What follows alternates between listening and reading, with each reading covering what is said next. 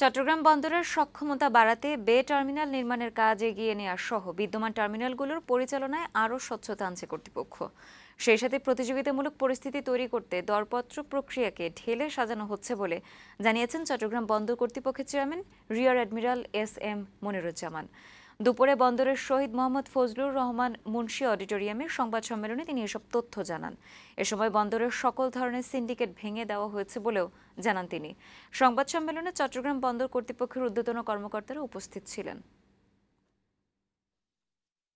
চট্টগ্রাম বন্দরের সকল ধরনের সিন্ডিকেট মনোপলি ভেঙে ব্যবসায় সুষ্ঠু পরিবেশ নিশ্চিত করার কার্যক্রম জোরদার করা হয়েছে।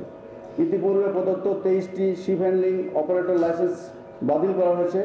সকল ক্ষেত্রে দুর্নীতি অনিয়মের বিরুদ্ধে কঠোর পদক্ষেপ গ্রহণ করা হয়েছে, যার সুফল ইতিমধ্যে বন্দর ব্যবহারকারীগণ পেতে শুরু করেছে।